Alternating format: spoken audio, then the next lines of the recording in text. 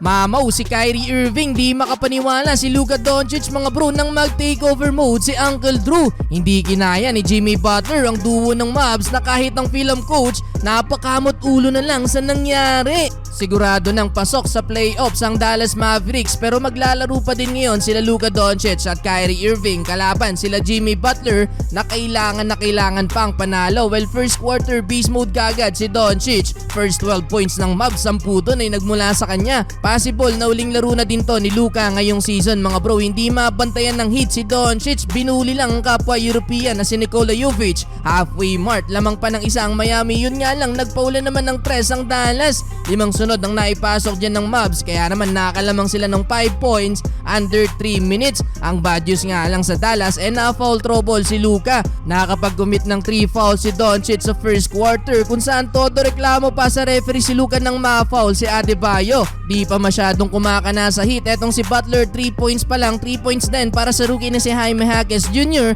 Grabe hustle ng rookie na to mga bro, talagang willing mag-die para sa bola. Well, kahit maaga nagpahinga si Luka, meron pa naman silang Kyrie Irving na nag-take over mode sa dulo. Kumana lang naman ng 10 straight points etong si Uncle Drew, na ipasok pa etong buzzer beater pull-up jumper na kahit si Luka natawa na lang sa nakita kay Kyrie. 33-24, lamang ng 9 points ang Dallas. Second quarter, di pa tapos si Uncle Drew. Patuloy ang pag-take over ni Kyrie Irving, reverse layup to start the quarter. Nasundan pa yan mga bro ng 2 tres. Napataas na lang ng kamay si Luka Doncic kung saan lobo na din sa double digit ang lamang ng Dallas. Napakaripas pa ng takbo etong si Luka mga bro para tulungan etong si Uncle Drew. Well, nag-showtime na lang din ang Mavs. Alley-oop assist ni Luka kay Derrick Jones Jr. Nagalimaw pa sa ilalim etong si Daniel Gafford. Kahit tirang bahala mga bro, pasok pa din. Perfect 5 of 5 sa field etong big man ng Dallas. Under 5 minutes, palo na sa 20 ang lamang ng Mavs. Napakamot ulo na lang din ang film coach nang mapatawag ng timeout.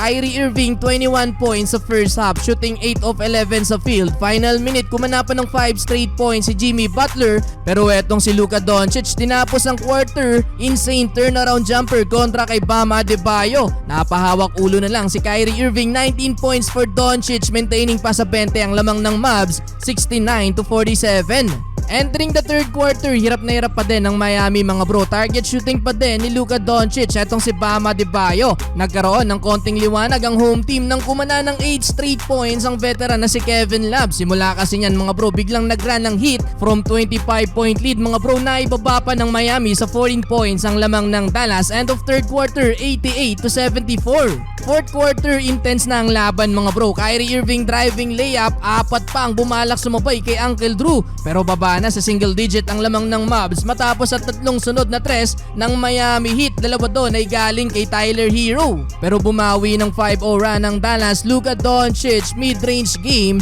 napa-flying kiss na lang si Luka. Under 4 minutes, balik pa sa 15 points ang inahabol ng Miami, 103-88. Well, kinulang na din sa paghabol mga bro ang home team at sa uli, panalo pa din ng Dallas Mavericks. Possible na makaharap nila sa first round ay ang LA Clippers.